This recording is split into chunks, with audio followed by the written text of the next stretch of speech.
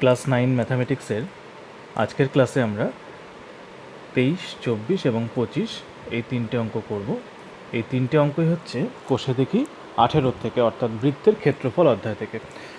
আমাদের আগের ক্লাসগুলোতে আমরা 20, 21, 22 অঙ্কগুলো দেখেছিলাম। আজকে দেখব হচ্ছে 23, 24 এবং 25। তাহলে সবার প্রথমে যে অঙ্কটা নিয়ে আমি আলোচনা করব সেটা হচ্ছে 23 নম্বর অঙ্কটা। দেখো 23 নম্বর অঙ্কটায় কি বলা আছে? বলা আছে যে 20 সেমি, 15 সেমি এবং 25 সেমি বাহু বিশিষ্ট ত্রিভুজের অন্তর্বৃত্ত ও পরিবৃত্তের ব্যাসার্ধের দৈর্ঘ্য হিসাব করে লিখি। তাহলে এখানে একটা ত্রিভুজের কথা বলা রয়েছে যে ত্রিভুজটা তিনটে বাহুর মান পৃথক আছে, অর্থাৎ 20 সেমি, 15 সেমি এবং 25 সেমি।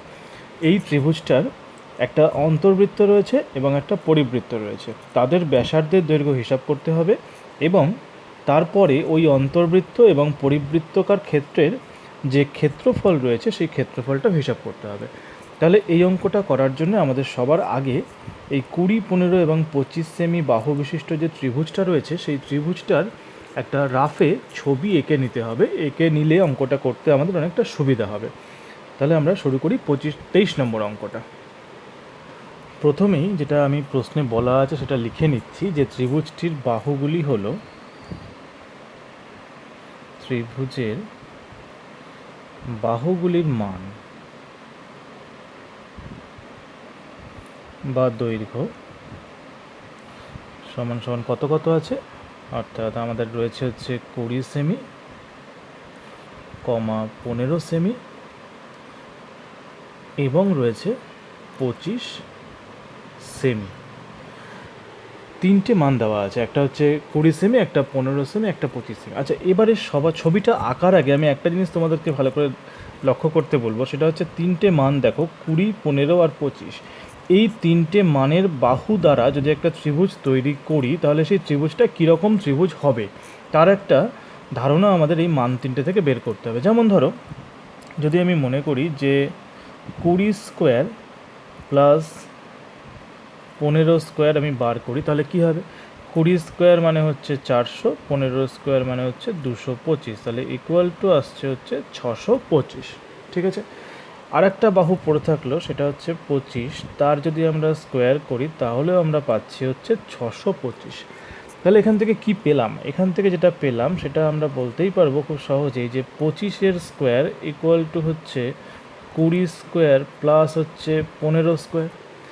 আচ্ছা, এটাকে আমরা এরকমভাবে তো বুঝতেই পারছি যে 25 square equal to 20 square plus 15 square, মানে যে ত্রিভুজটা নিয়ে আমরা কাজ করতে চলেছি সেই ত্রিভুজটা ঠিক এই রকম দেখতে, অর্থাৎ সমকোণী ত্রিভুজ, যার এই বাহুটার মান হচ্ছে 25, ধরা যাক এটা 15 আর এটা হচ্ছে 20। বোঝা গেল? তাহলে প্রথমত আমরা যেটা বের করে নিলাম এখান থেকে সেটা হচ্ছে এই যে তিনটে মাপ দেওয়া আছে এটা একটা সমকোণী ত্রিভুজ। এই সমকোণী ত্রিভুজের তিনটে বাহুর মাপ দেওয়া আছে।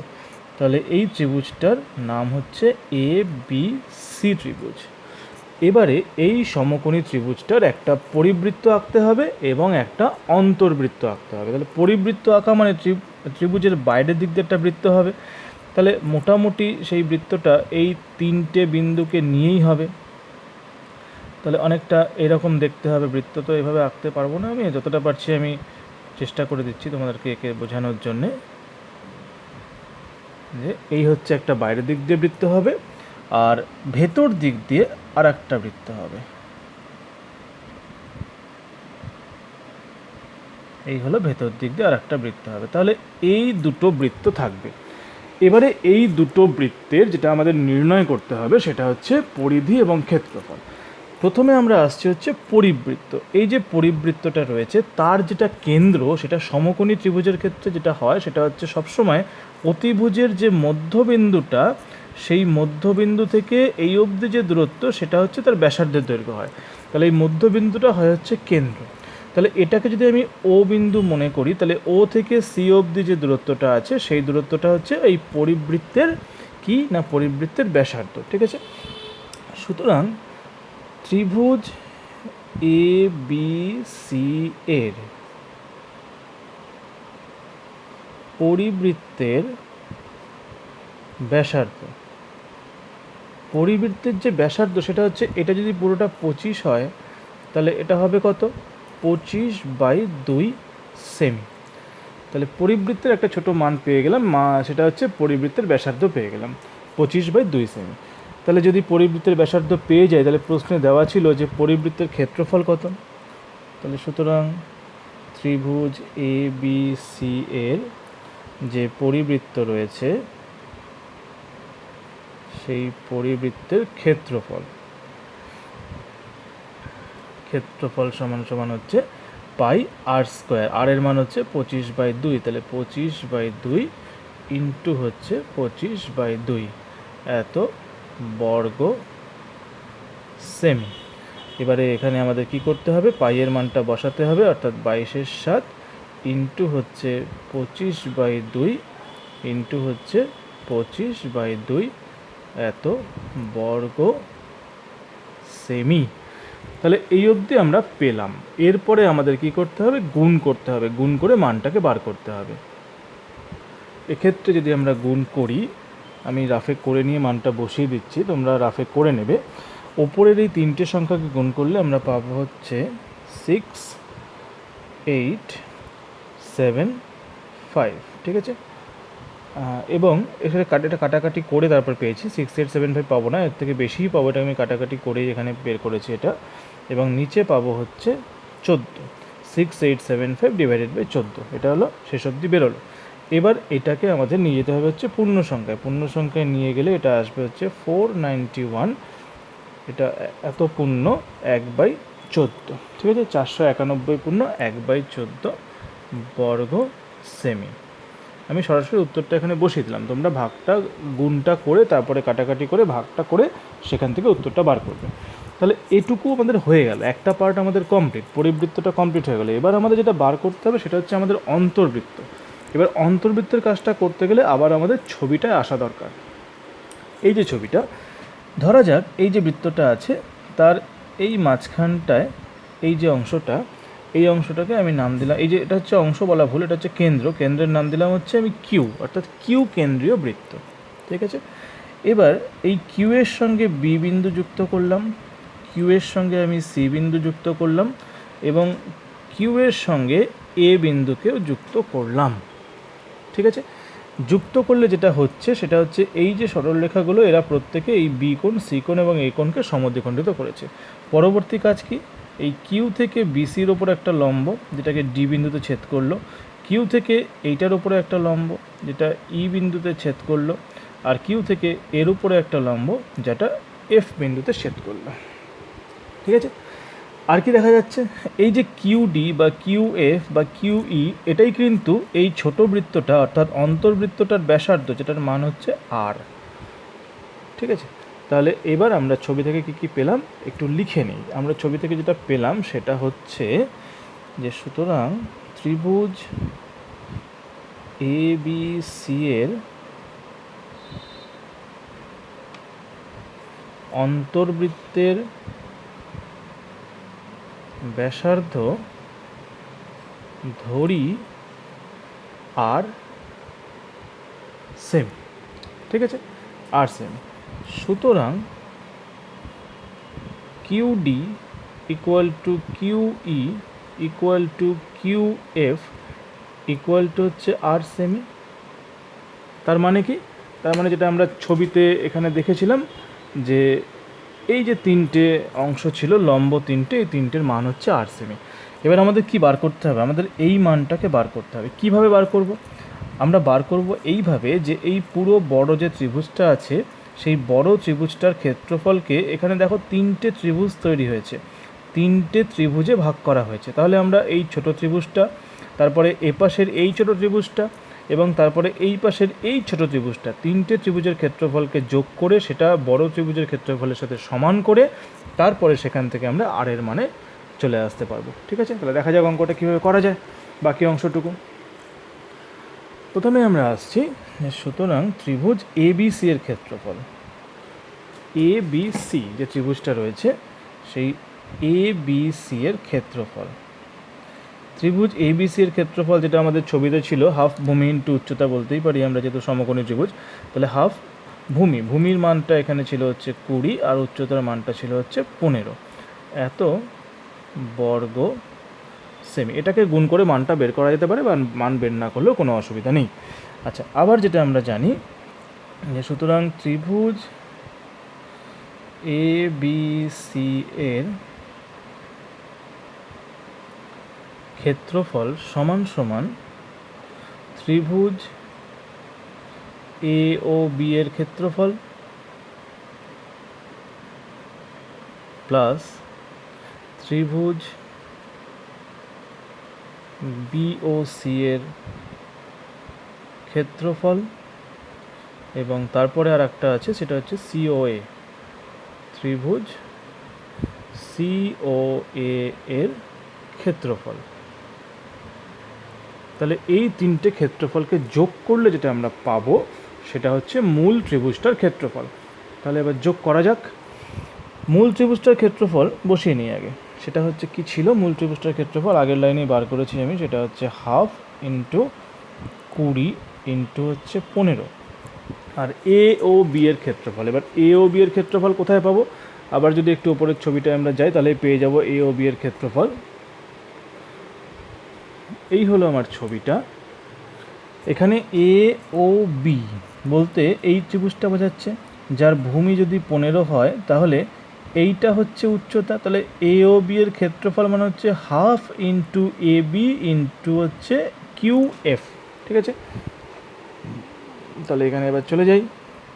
এ ও বি এর ক্ষেত্রফল 1/2 into A B into Q F plus ঠিক একইভাবে বিওসি মানে হচ্ছে 1/2 into BC into Q D plus COA, তার মানে হচ্ছে 1/2 ইন্টু সিএ ইন্টু হচ্ছে কিউ ই। এই হলো তিনটে ত্রিভুজের ক্ষেত্রফল। আচ্ছা, এবারে হাফ যদি কমন নিই তাহলে হাফটা কেটে যাচ্ছে, সেটা আমি পরে কাটি, আগে মানগুলো বসাই, মানগুলো বসিয়ে তারপরে কাটবো। তাহলে এখানে আসি, হাফ যদি আমি কমন নিয়ে নিই, আর কি কমন নেওয়া যেতে পারে? আচ্ছা, পরে কমন নিচ্ছি, আগে হাফের পরে এ বির মান বসাই। এ বির মানটা ছিল হচ্ছে 15 ইন্টু কিউএফের যে মানটা সেটা কিন্তু আর সেমি, প্লাস আবার একটা হাফের পরে বিসির যে মান, বিসির মানটা হচ্ছে 20 ইন্টু কিউডির মান হচ্ছে আর প্লাস হচ্ছে 1/2 ইন্টু সিএ, তার মান হচ্ছে 25, আর কিউ ইর মান হচ্ছে আর। এবারে লক্ষ্য করে দেখো, হাফ এবং হাফ আর এটা প্রত্যেকটা থেকে কমন যাচ্ছে। তাহলে তিনটে থেকে আমাদের কি কমন যাবে? তিনটে থেকে আমাদের কমন যাবে হচ্ছে 1/2 ইন্টু হচ্ছে আর, এই মানটা আমাদের কমন যাবে। তাহলে এখান থেকে আমরা কমন নিচ্ছি হচ্ছে 1/2 ইন্টু আর, এটা কমন নিলাম। কি পড়ে থাকছে এখানে? 15 প্লাস 20 প্লাস 25, আর এই দিকে কী ছিল? এই দিকে ছিল হচ্ছে 1/2 ইন্টু 20 ইন্টু 15। ঠিক আছে, তাহলে এই 1/2 কেটে গেল। এবার কেটে যাওয়ার পরে কি হবে? 20 আর 15 এদিকে গুণ করতে পারি, আর এদিকটা আমি যোগ করতে পারি। তাহলে এখানে আমি 20-15 গুণ না করে 20-15 যেমন আছে সেরকমই লিখে রাখি, যে 20 গুণ 15 ইকুয়াল টু হচ্ছে আর ইন্টু, এখানে 20 আর 20 হচ্ছে 40, আর 10 হচ্ছে 50, আর 5 আর 5 হচ্ছে 10, অর্থাৎ 60। এই বেরোলো। তাহলে এবারে কি হবে? এই 20 আর এই 60 কাটাকাটি করতে হবে, 3 20 60, আর এই 3 আর এই 15 কাটাকাটি করলে হচ্ছে 5। তাহলে এখান থেকে কি পাওয়া গেল? এখান থেকে যেটা আমরা পেলাম সেটা হচ্ছে আর ইকুয়াল টু 5 সেমি। আর ইকুয়াল টু 5 সেমি, বোঝা গেল এটুকু। এরপরে আমরা পরের অংশটুকু করব। তাহলে এই ছবিটায় এই যে কিউডি বা এই কিউই বা কিউএফ ছিল, যেটার মান ছিল আর, সেই আর এর মানটা আমরা পেয়ে গেছি কত? 5। তার মানে আর ইকুয়াল টু আমরা পেয়ে গেছি এখন 5 সেমি পেয়ে গেছি। এবার আর হচ্ছে এই অন্তর্বৃত্তের ব্যাসার্ধ। তাহলে এবার এই অন্তর্বৃত্ত যেটা রয়েছে সেই অন্তর্বৃত্তের ক্ষেত্রফল আমরা সহজেই বার করতে পারবো। তাহলে যেটা বেরিয়েছে সেটা আগে লিখে নিয়েছি, যে অন্তর্বৃত্তের ব্যাসার্ধ হচ্ছে 5 সেমি। সুতরাং ত্রিভুজ এ বি সি এর অন্তর্বৃত্তের ক্ষেত্রফল, এটা আমাদের শেষ অবধি বার করতে হবে। অন্তর্বৃত্তের ক্ষেত্রফল হচ্ছে পাই আর স্কোয়ার, অর্থাৎ পাই ইন্টু আর স্কোয়ার মানে 5 স্কোয়ার, এত বর্গ সেমি। তাহলে এখান থেকে মান বসালে কী আসছে ব্যাপারটা না, 22/7 ইন্টু 5² মানে হচ্ছে 25 এত বর্গ সেমি। ঠিক আছে, তাহলে এবার 22 × 25 গুণ করলে যেটা পাবো আমরা সেটা হচ্ছে 550। 22 আর 25 গুণ করলে পাওয়া যায় 550, 550। তাহলে 550 ডিভাইডেড বাই 7। এটাকে রাফেও করে নিতে পারো, বা আমি এখানে করে দেখিয়েও দিচ্ছি, কোনো অসুবিধা নেই, ছোট্ট অঙ্ক একদম। 550, প্রথমে আমরা 7 7 49 অর্থাৎ 7 বাদ যাবে 49, হাতে হচ্ছে 6 অর্থাৎ 0, 7 8 হচ্ছে 56, হাতে থাকছে 4। তাহলে আমরা এখানে অ্যান্সারে কী লিখতে পাচ্ছি, 78/4 সুতরাং উত্তরটা হচ্ছে 78/4 বর্গ সেমি। তাহলে আমরা এখানে উত্তরটা পেয়ে গেলাম। তাহলে জাস্ট উত্তরটা লিখে দিলেই আমাদের কাজটা কমপ্লিট হয়ে যাবে। উত্তরে একবারে দুটোই লিখে দিলাম যে ত্রিভুজ এবিসি এর অন্তর্বৃত্তের ব্যাসার্ধ হবে 5 সেমি এবং ক্ষেত্রফল হবে 78/4, এটা বর্গ সেমি হবে, এত বর্গ সেমি, 78/4 বর্গ সেমি। তাহলে আমাদের এই অঙ্কটা কমপ্লিট। এবারে আমরা আসবো হচ্ছে ঠিক এর পরের অঙ্কটা, অর্থাৎ 24 নম্বর অঙ্কটা। দেখো 24 নম্বর অঙ্কটায় বলছে যে জয়া একটি বর্গক্ষেত্রের অন্তর্বৃত্ত অঙ্কন করলো। তার মানে একটা বর্গক্ষেত্র রয়েছে, তার ভেতরে সে একটা বৃত্ত অঙ্কন করেছে। ওই বৃত্তটি আবার একটি সমবাহু ত্রিভুজের পরিবৃত্ত। তার মানে ওই বৃত্তটা আবার একটা ত্রিভুজের পরিবৃত্ত, তার মানে ওই বৃত্তটার ভেতরে একটা ত্রিভুজ রয়েছে, যার প্রত্যেক বাহুর দৈর্ঘ্য হচ্ছে 4√3 সেন্টিমিটার। তাহলে বর্গক্ষেত্রটির একটি কর্ণের দৈর্ঘ্য হিসাব করে লিখি। তাহলে এটা ছবি এঁকে তারপরে আমাদের অঙ্কটা বুঝে করতে হবে। দেখা যাক অঙ্কটা কীভাবে আমরা করতে পারি। 24 নম্বর অঙ্কটার প্রথমে প্রশ্ন অনুসারে অঙ্কটা ছবি এঁকে নিই। জয়া একটি বর্গক্ষেত্রের অন্তর্বৃত্ত অঙ্কন করলো। তাহলে একটা বর্গক্ষেত্র, হাতের আন্দাজে একটা বর্গক্ষেত্র আঁকতে হবে, তার একটা অন্তর্বৃত্ত, তার মানে ভেতরে আবার একটা বৃত্ত থাকবে। ঠিক আছে, অন্তর্বৃত্ত। এবার বলছে ওই অন্তর্বৃত্তটা আবার একটা সমবাহু ত্রিভুজের পরিবৃত্ত, তার মানে এইটার মধ্যে আবার একটা এরকম সমবাহু ত্রিভুজ থাকবে। এই হচ্ছে পুরো ছবিটা, একটা বর্গক্ষেত্র, তার মধ্যে একটা অন্তর্বৃত্ত, সেই অন্তর্বৃত্তটা আবার একটা সমবাহু ত্রিভুজের পরিবৃত্ত। ঠিক আছে, এবার শুরু করি হচ্ছে এই ত্রিভুজটা দিয়ে। এই ত্রিভুজটার নাম দিয়ে দিচ্ছি হচ্ছে ABC ত্রিভুজ। ঠিক আছে, আর এই ত্রিভুজটার যে উচ্চতা সেটা হচ্ছে AD। এবার প্রশ্নে কি দেওয়া আছে, প্রশ্নানুসারে যেটা আমাদের কাছে দেওয়া রয়েছে সেটা হচ্ছে সমবাহু ত্রিভুজের বাহুর দৈর্ঘ্য, সমবাহু ত্রিভুজের বাহু সমান সমান হচ্ছে 4√3 এত সেমি, এটা প্রশ্নে বলা আছে। 4√3 সেমি প্রশ্নে বলা রয়েছে। এটা হচ্ছে সমবাহু ত্রিভুজের বাহুর মান, যেটা হচ্ছে 4√3। এবারে সমবাহু ত্রিভুজের বাহু যদি 4√3 হয়, সুতরাং আমরা কি জানি, বা ছবি অনুযায়ী কী পাচ্ছি, AB = BC = CA হচ্ছে 4√3 সেমি। ঠিক আছে, আচ্ছা এই যে সমবাহু ত্রিভুজ, সেটা AD ত্রিভুজ ABC এর উচ্চতাটা আমাদের বার করতে হবে। উচ্চতা অর্থাৎ AD, তার মান কত, উচ্চতার মান হচ্ছে √3/2 ইন্টু বাহু অর্থাৎ 4√3। বোঝা গেল কেন এডি বার করছি? এডি বার করার কারণ হচ্ছে এই এডির 2/3 অংশের থাকবে হচ্ছে এই কেন্দ্রটা বৃত্তের, এই যে বৃত্তের যে ব্যাসার্ধ সেটা হবে হচ্ছে এডির 2/3 অংশ। এই কেন্দ্রটা আমার দরকার বা ব্যাসার্ধটা আমার দরকার। বৃত্তের ব্যাসার্ধ বার করতে গেলে আমার উচ্চতা বার করতে হবে, তাই এবিসির উচ্চতা AD = হচ্ছে √3/2 ইন্টু 4√3 এত সেমি। এটাকে যদি আমরা গুণ করি তাহলে 4 × 3/2 সেমি, এটা কাটাকাটি করলে আসছে হচ্ছে =6 সেমি। ঠিক আছে, এবার এই বৃত্তের কেন্দ্রটাকে আমি ও নাম দিলাম। তাহলে এবার আমাদের বার করতে হবে হচ্ছে OA = কত। সুতরাং OA = হচ্ছে 2/3 বা 2/3 ইন্টু হচ্ছে AD। এটা আমরা সবাই জানি যে OA = 2/3 অফ AD হয়। কখন হয়? যখন সমবাহু ত্রিভুজের একটা পরিবৃত্ত অঙ্কন করতে হয়। তাহলে OA = 2/3 অফ AD। সুতরাং OA = কত বেরোবে? 2/3 ইন্টু হচ্ছে AD। AD মানে কত? AD মান হচ্ছে 6। তাহলে AD মান হচ্ছে 6 সেমি। এবার যদি এটাকে আমরা কাটাকাটি করি তাহলে 3 দিয়ে কাটলে 2 অর্থাৎ ইকুয়াল টু হচ্ছে 4 সেমি। ঠিক আছে, এবার আবার একটু ছবিটায় আসা যাক। এই যে এখান থেকে এই অবধি দূরত্বটা, সেটা হচ্ছে এখান থেকে এটুকু হচ্ছে ব্যাসার্ধ অর্থাৎ 4 সেমি। আচ্ছা, এবার এই যে ছোটো ভেতরের অংশটা ভুলে যায়, এবার বাইরের অংশটা, বাইরের যে বর্গক্ষেত্রটা রয়েছে তার প্রত্যেকটা বাহু আর এই বৃত্তের ব্যাসের মান সমান না? বৃত্তের ব্যাসের মান সমান, তাই তো? তাহলে এখানে আমরা কি পেলাম? এখানে আমরা পেলাম যে ও কেন্দ্রীয় ও কেন্দ্র বা ও কেন্দ্রযুক্ত বৃত্ত, ও কেন্দ্রযুক্ত বৃত্তের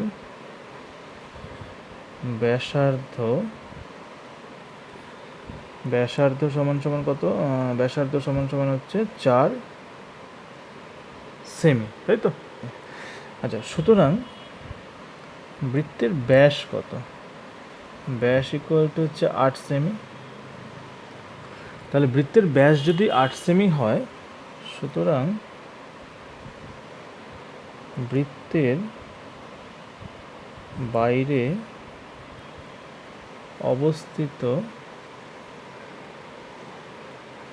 অবস্থিত বর্গক্ষেত্রের একটি বাহুর দৈর্ঘ্য হবে 8 সেমি। একটি বাহুর দৈর্ঘ্য হবে 8 সেমি। সুতরাং 8 সেমি যদি একটা বাহুর দৈর্ঘ্য হয়, তাহলে বর্গক্ষেত্রের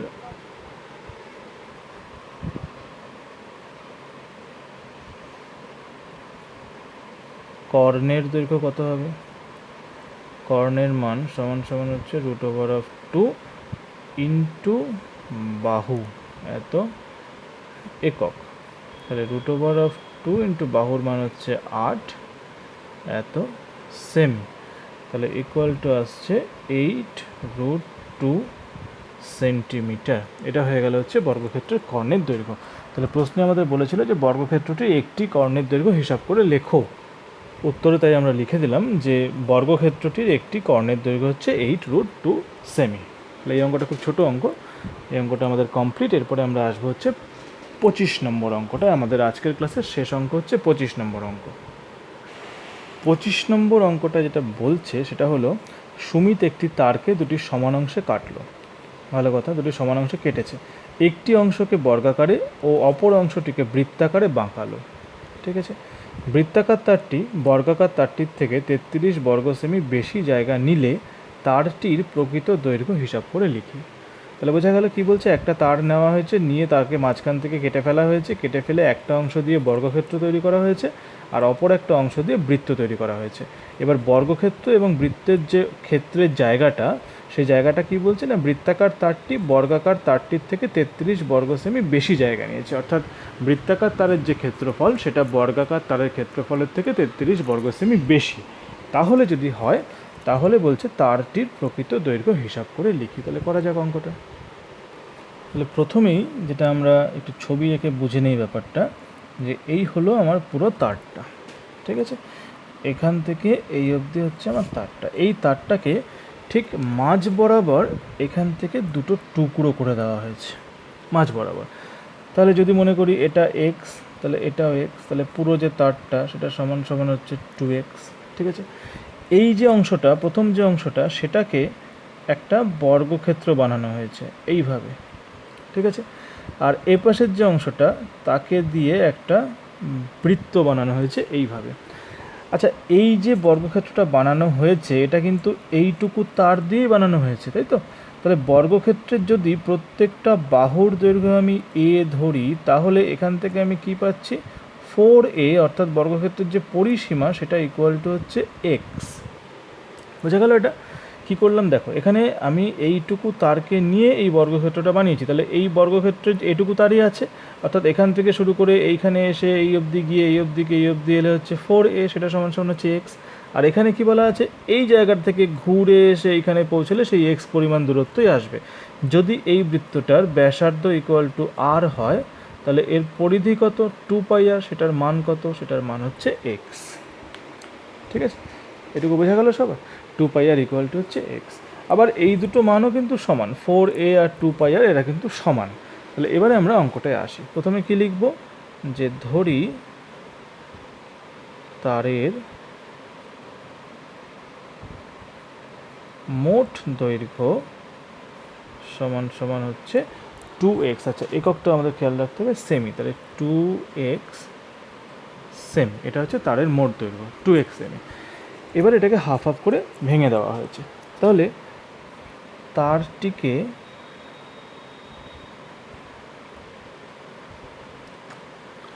সমান 2 ভাগে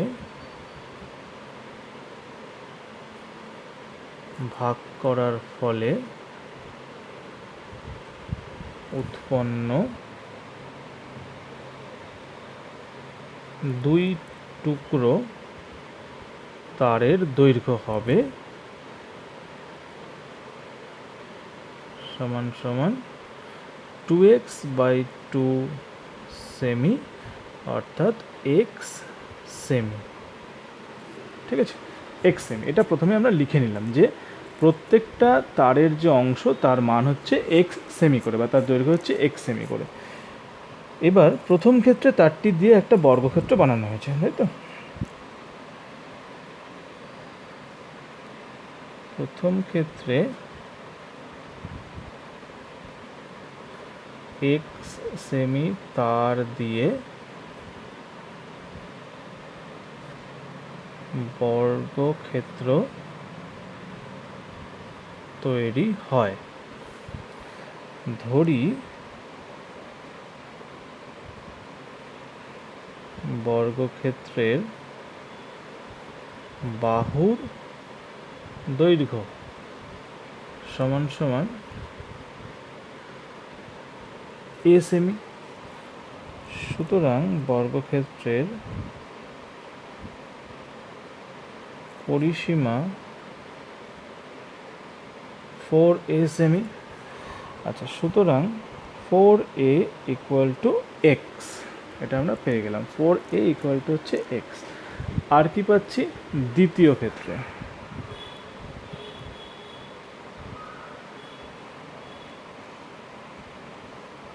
দ্বিতীয় ক্ষেত্রে x সেমি তার দিয়ে বৃত্ত তৈরি হয়, তাই তো? তাহলে ধরে নিচ্ছি যে বৃত্তের ব্যাসার্ধ আর সেমি, এটা ধরে নিলাম বৃত্তের ব্যাসার্ধ হচ্ছে আর সেমি। সুতরাং বৃত্তের পরিধি কত? পরিধি হচ্ছে 2πr সেমি, এটা হচ্ছে বৃত্তের পরিধি। আচ্ছা, পরিধি যদি 2πr সেমি হয়, সুতরাং আমরা এটা বলতে পারি যে 2πr হচ্ছে x। ঠিক আছে। আচ্ছা, এবারে একটা ছোট কাজ এই উপরেও করতে হবে, সেটা 4a যদি x হয়, সুতরাং এখান থেকে আমরা বলতে পারি যে a হচ্ছে x/4। এটা বার করে রাখলাম যে a কত? a হচ্ছে x/4। এটা আমরা কোথা থেকে পেলাম? না, এখান থেকে এটা পেলাম যে 4a x, তাহলে 4টা নিচে চলে গেল, তাহলে a x/4। আর এখানে কি পাচ্ছি? এখানে যেটা পাচ্ছি সেটা হচ্ছে আর এর মানটা বার করে রাখি। এখানে r তাহলে কী পাবো? x/2 × পাই। পাই মানে হচ্ছে 22/7, তাহলে পাইটাই এখানে লিখি আগে, 2 × পাই। এখান থেকে আর এর মানটা আমাদের বার করতে হবে। তাহলে আর এর যে মানটা এখান থেকে আমরা পাবো সেটা হচ্ছে x × 7 হচ্ছে 2 × 22। এই অবধি করে রাখলাম, x × 7 2 × 22। এই দুটো মানকে নিয়ে এবারে আমরা পরবর্তী অংশটায় যাব। পরবর্তী অংশটা বলতে যেটা প্রশ্নে বলা আছে সেটা হচ্ছে এদের যে ক্ষেত্রফল তার পার্থক্য। এবার আমরা ডাইরেক্ট লিখে ফেলি যে প্রশ্নানুসারে বলা রয়েছে যে বৃত্তাকার তারটি বর্গাকার তারের থেকে 33 বর্গ সেমি বেশি জায়গা নিয়েছে। তাহলে বৃত্তাকার তারের যা ক্ষেত্রফল সেটা হচ্ছে πr², সেটা কার থেকে 33 বর্গ সেমি? না, বর্গাকার তারের থেকে। তাহলে a² তার সঙ্গে যদি আমি 33 যোগ করি তাহলে পরে আমি পাবো হচ্ছে বৃত্তাকার অংশের ক্ষেত্রফলটা। বোঝা গেল প্রত্যেকের এটুকু? এবারে এই জায়গাটায় মানগুলো বসিয়ে দিলে আমাদের উত্তরটা চলে আসবে। মানগুলো কিভাবে বসাবো? প্রথমে পাইয়ের যে মান আছে, পাইয়ের মানটা আমি বসাই। পাইয়ের মানটা হচ্ছে 22/7 ইন্টু আর স্কোয়ার। আর এর মানটা দেখো ঠিক আগেই আমরা পেয়েছি, এক্স ইন্টু 7/22 ইন্টু 2 ইন্টু 22। তাহলে আর স্কোয়ার মানে হচ্ছে 7x ডিভাইডেড বাই, এখানে 22কে 2 দিয়ে গুণ করলে কত আসে? 22কে 2 দিয়ে গুণ করলে আসে হচ্ছে 44। তাহলে 44, যেহেতু স্কোয়ার আছে তাহলে 7x/44 এটা করলাম। এ স্কোয়ার রয়েছে এদিকে, তাই তো? তাহলে এ স্কোয়ার থাকা মানে হচ্ছে কত? এ স্কোয়ার থাকা মানে হচ্ছে এর যে মান সেটা বসাতে হবে। তাহলে এর মান কোথায় ছিল? এই ছিল হচ্ছে এ ইকুয়াল টু x/4। তাহলে এ স্কোয়ার মানে হচ্ছে এখানে আসবে হচ্ছে x/4 ইন্টু হচ্ছে x/4 প্লাস এখানে হচ্ছে 33। বোঝা গেল? এটুকু সবার নিশ্চয়ই বোঝা গেছে। এবারে এখান থেকে আমরা কাটাকাটি করি, কাটাকাটি করে তারপরে বাকি অংশটায় যাব।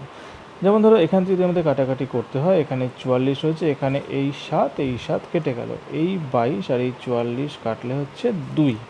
এর বেশি কাটাকাটি কিন্তু এখানে আর হবে না। তাহলে এখানে যেটা পড়ে থাকছে সেটা হলো, উপরে থাকছে হচ্ছে একটা 7x, এক্স ইন্টু এক্স মানে হচ্ছে এক্স স্কোয়ার, আর এখানে নিচে থাকছে কত? 2 ইন্টু 44, অর্থাৎ 4 দুগুণে 8 আর 4 দুগুণে 8 88। এখানে একটা কাজ করি, এটাকে এদিকে নিয়ে আসি, minus x square by 4 into 4 মানে হচ্ছে 16 ইকুয়াল টু হচ্ছে 33। তাহলে আলটিমেটলি আমরা পেলাম যে 7x square minus 7x square by 88 minus x square by 16 equal to হচ্ছে 33। এখান থেকে এক্স এর মানটা আমাদের বার করতে হবে। এখান থেকে কিছুটা কমন নিতে হবে। আমি এখান থেকে এক্স স্কোয়ার বাই 4 কমন নিয়ে নিচ্ছি। তাহলে এখান থেকে যদি আমি এক্স স্কোয়ার বাই 4 কমন নিয়ে নেই, তাহলে ভেতরে পড়ে থাকছে হচ্ছে 7/22 মাইনাস এখানে পড়ে থাকছে হচ্ছে 1/4 ইকুয়াল টু হচ্ছে 33। এই অবধি বোঝা গেল? এরপরে আমরা 4 আর 22-এর লসাগু করব, লসাগু করে এই অংশটার মান বার করব, বার করে এক্স স্কোয়ারের মান বার করব। দেখা যাক। এখানে এসে আমি 4 আর 22-এর লসাগুটা করছি। তাহলে এক্স স্কোয়ার বাই 4 যেমন ছিল থাকলো, গুণ 22 আর 4 লসাগু করলে লসাগুটা আসে হচ্ছে 44। 44 যদি আসে তাহলে 22 দুগুণে 44, অর্থাৎ 7 দুগুণে 14 মাইনাস 4 দিয়ে করলে 4 11 44 11, ঠিক আছে, ইকুয়াল টু হচ্ছে 33। তাহলে এবারে এখানে আসছে হচ্ছে x square into 3 divided by হচ্ছে 4 ইন্টু 44 ইকুয়াল টু হচ্ছে 33। এই 3 আর 33 কাটলে এখানে হচ্ছে 11।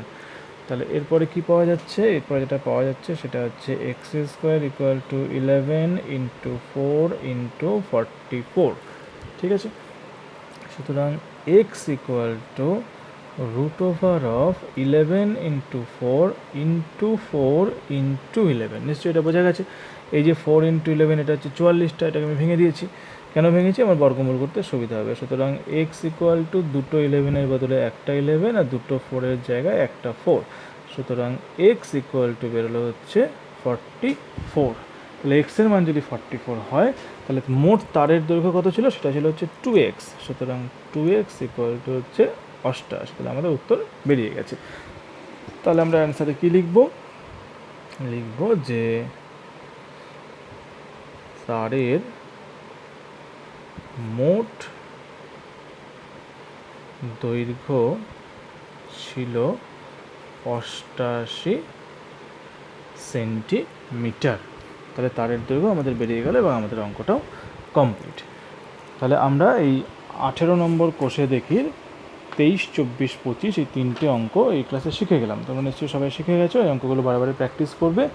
এর পরবর্তী যে অঙ্কগুলো আছে সেগুলো বাড়িতে তোমরা প্র্যাকটিস করবে এবং আমিও তোমাদের পরবর্তী ক্লাসে অঙ্কগুলো দেখিয়ে দেবো যে কীভাবে করতে হয়।